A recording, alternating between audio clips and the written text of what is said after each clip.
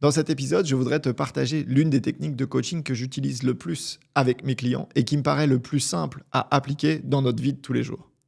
Cette technique, elle est basique, elle s'appelle le reframing.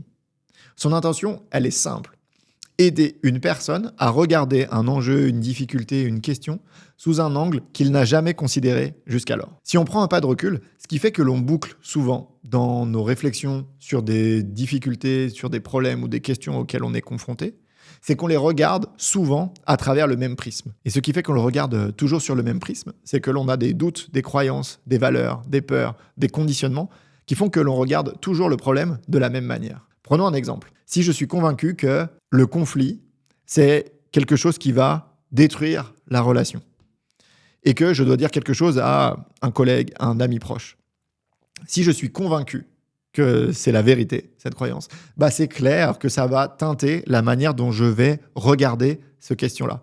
Je ne vais pas m'autoriser à penser à certaines solutions qui pourraient pourtant m'aider parce que je ne les envisage pas, parce qu'elles sont tout simplement pas dans mon système. Ce fonctionnement-là, en coaching, on l'appelle être prisonnier de son espace problème. L'espace problème, il faut se le représenter un petit peu comme un terrain de jeu dans lequel on est tout le temps et dont les bords sont symbolisés par nos peurs, nos doutes, nos croyances, nos valeurs. Et comme on ne s'autorise pas à sortir de cet espace problème, on boucle. On le voit toujours de la même manière.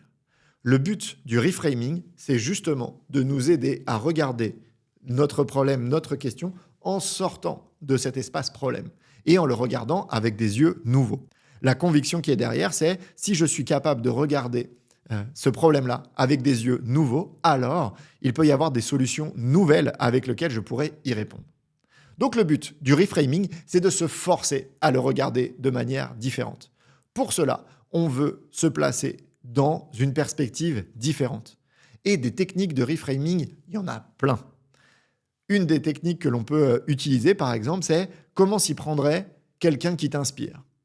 Par exemple, j'en sais rien, moi justement, je suis bloqué dans un conflit et j'ai un pote que je trouve incroyable dans sa manière de gérer les conversations difficiles. Je trouve qu'il a une aisance d'en trouver les bons mots, d'en mettre de la douceur, mais en même temps, il ne se cache pas derrière la difficulté. Ça peut être une bonne question. Tiens, comment s'y prendrait Nicolas, ce pote qui m'inspire, s'il était face à la même situation que moi avec cette collègue? Qu'est-ce qu'il ferait selon toi dans cette situation? Ça, c'est un super reframing. Un autre reframing qui marche aussi super bien, c'est de se placer dans l'état d'esprit et le ressenti d'un moment qui a été important pour nous dans notre vie. J'en sais rien si je me dis tiens, j'ai peur de monter cette école de coaching parce qu'il y a un monde où je ne vais pas y arriver, c'est quand même beaucoup de travail, beaucoup de pratique.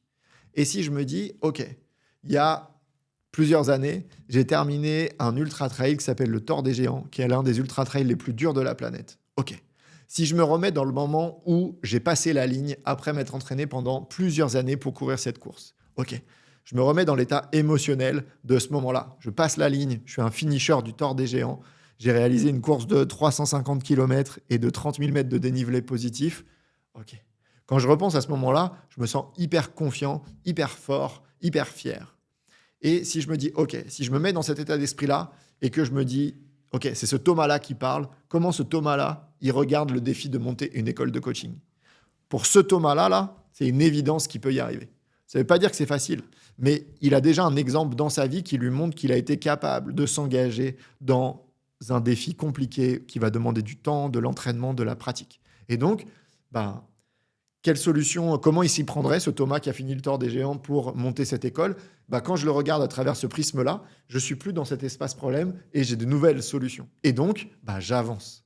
Et le but du reframing, c'est ça. Formuler de nouvelles solutions pour sortir de l'immobilisme, du blocage, pour avoir de nouvelles perspectives et se remettre en mouvement. Un troisième reframing que je pourrais te suggérer et qui marche hyper bien, c'est de le regarder à travers le prisme de quelque chose qui est hyper important pour toi. J'en sais rien, par exemple, moi, dans ma vie, un truc qui est hyper important, c'est la simplicité. Moi, je valorise énormément quand c'est simple, tu vois, quand c'est fluide, léger, dans les relations, dans mon business, dans tout. Quand c'est simple, pour moi, c'est bien. Okay.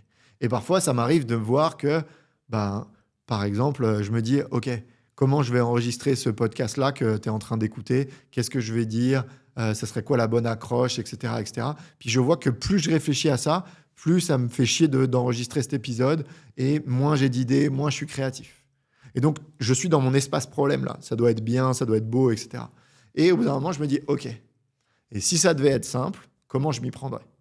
Et ça, peut-être que ça ne te parle pas à toi, mais moi, ça me parle parce que la simplicité, c'est important pour moi.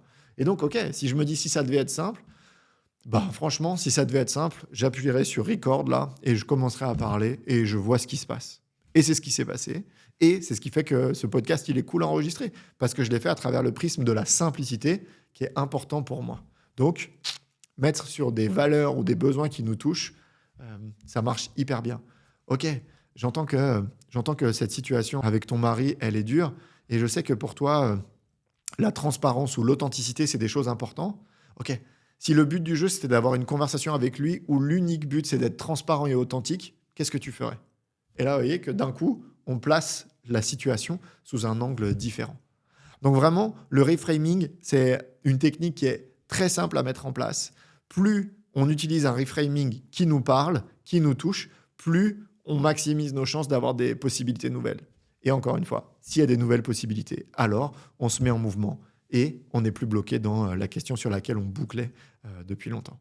Donc voilà, un des conseils que je pourrais te donner, c'est fais la liste des contextes de reframing que tu pourrais utiliser et tu verras que ça va te parler.